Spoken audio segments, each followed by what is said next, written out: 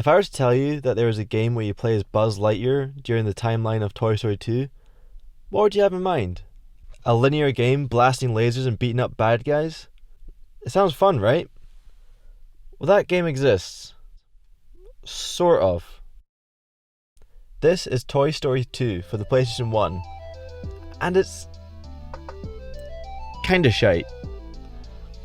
Now I know what you're thinking. Oh well, Disorderly, why do you put this in your Golden Oldies category? Huh? Well, let's just say Golden Oldies were meant to be games I remember being good from my childhood, but being honest, the majority of them will not be very good at all. So it's more of a generalized overview of the games as a whole. Okay? Don't get me wrong, this game does have all the action and adventure that you'd expect from this kind of game, but at its core, it's a bit of a boring and repetitive collectathon, with a bit of action on the side. It really hurt replaying this because I remember this game being the Buzz Lightyear game. It was one of those games that you'd always go over to your friends to play, but you'd only ever really play it for like an hour or so at a time. And as a kid, you'd never really notice anything wrong with the game because you were Buzz frickin' Lightyear! Lasers, punching robots, boss fights, zip lines, coin collecting, Bo Peep's sheep. Yeah, this is what I mean. The action is dampened down with the overall theme of go here, collect this, bring it back to the person who needs it, rinse and repeat for like 6 hours. And I'm not joking, it took me about 6 hours to complete this. I have no idea if this is a good time, but it felt like 6 weeks. There are about 9 levels in this game. Now that might sound good, but they are pretty much all the same. The only difference being subtle changes in the environment with maybe a different collectible each level. The first few start off in Andy's house. Now bear in mind this is the first level. First level means easy peasy, baby tutorial, and being safe. But this is anything but safe. You got flying guys who shoot freaking lasers back at you, and his pal Jumps McGee, and they... Oh. Never mind. I guess they're not that bad. What is bad, however, is just how frustrating this game can be with its lack of direction or narrative to its platforming. Some things are super precise with where they want you to be to grab onto a ledge or a pole, then other times it has a hitbox of the old Monster Hunter games. And this is 90% of the gameplay, traversing the level, each nook and cranny to find various things like sheep, aliens, or whatever these are. Bunnies? Hey critters, go get your buddy, a squirrel. Okay, I'm not scared at all. Howdy, bud! As I said before, the platforming can be really frustrating, but that's why I recommend you play this on the PS5. It is available to stream on the Classics game catalogue. The main reason you play it on there? This golden tool right here. I know emulators and other platformers already have something similar to this, like save states and whatnot, but damn, this saved my life. It saved me a bunch of time, but also saved my controller from being flung against the wall a few times.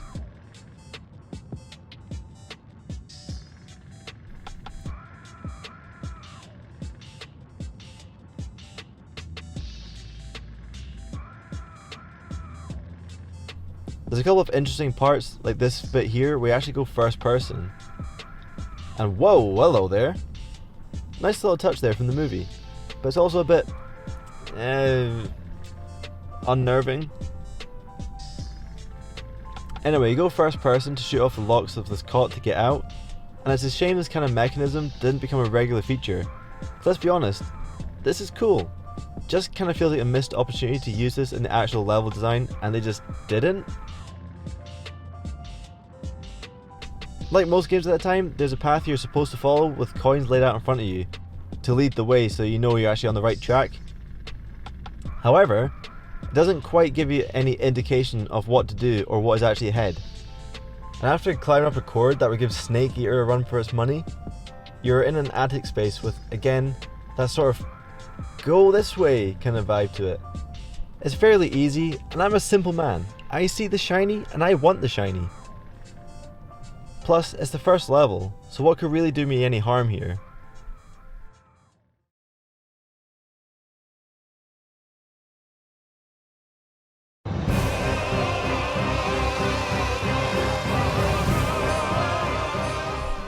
Turns out it's not that bad. You just take the tried and tested Soulsborne method of moving to the side until you have a moment to strike and win. But god damn, that caught me off guard. And I imagine it would have caused a lot of problems with people with a lot less skills as I have. Turns out every level has one of these. No, not a giant killer robot, but a mini boss that you can beat for a token. Usually you have to go out your way to find them, but sometimes, like this one, you can stumble upon them easily by accident. They're not exactly hard, but some of them can be a bit troublesome. This gunslinger, for example. Yeah, it looks easy enough, you say. Just moving around him, you say. I need to be right. Except from the fact that it's a very narrow area with not a lot of area to move around in, restricting your safe zones and forcing you to try and laser him and skedaddle out of the way of his bullets. I found doing a figure of 8 is generally the best way to try and take them down.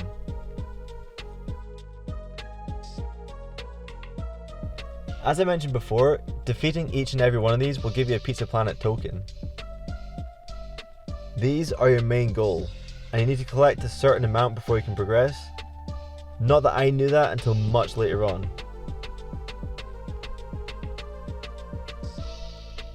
There are about 5 per level, and again you get them by helping out various people in each area. But let's be real, it is just fetch quests. Literally, the only other kind of mission you do is the time trials. The first 2 are races with the RC car.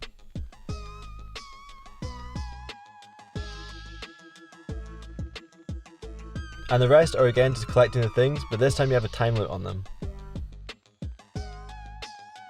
The races were the best part of the time trials, and again it's a missed opportunity that they didn't include more.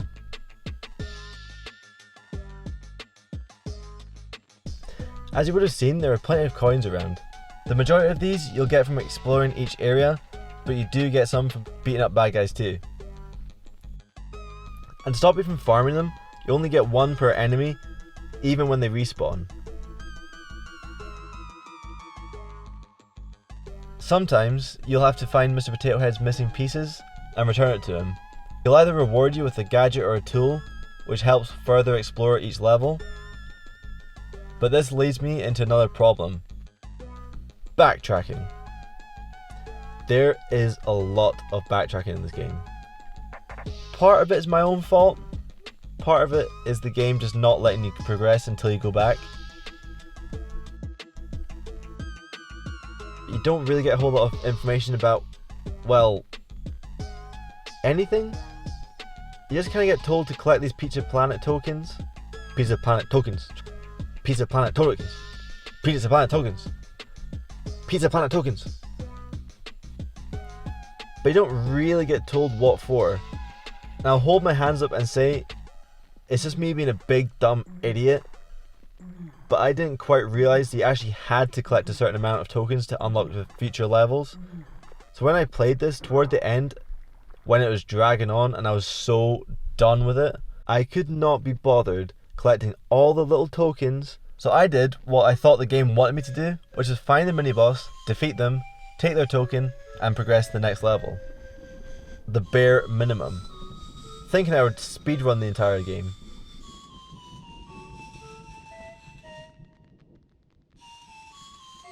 But no, you can't do that. Obviously you can't do that. The tokens are there for a goddamn reason. And that reason was not presented to me in the slightest until I got to the level that sounded the most awesome ever. The Zerg boss fight.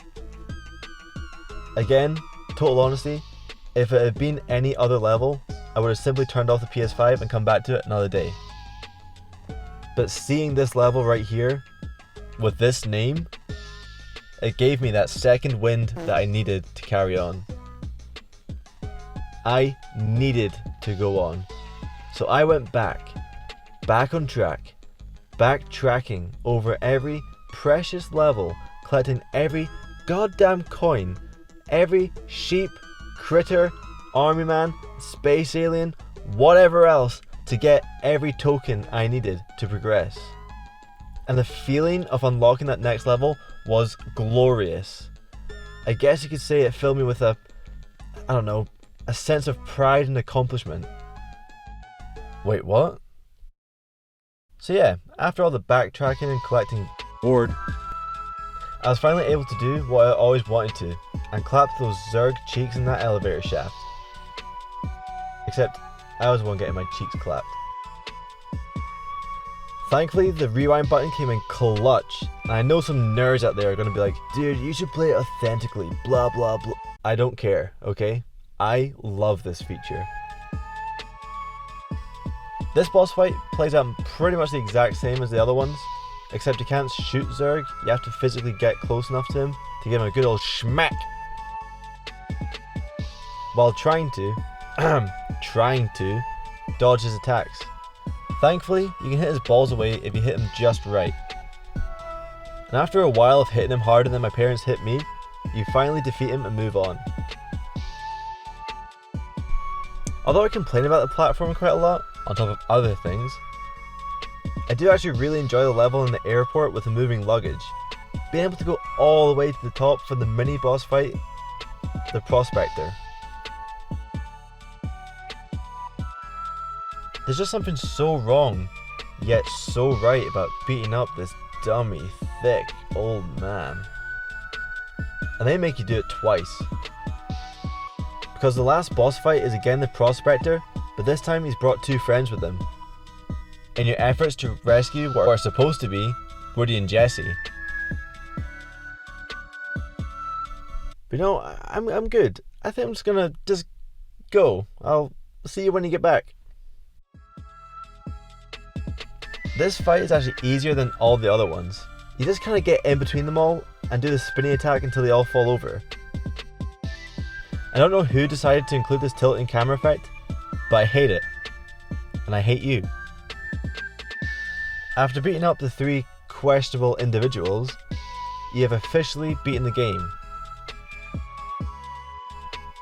Bye Woody, bye Jesse, I didn't want to sleep tonight anyway.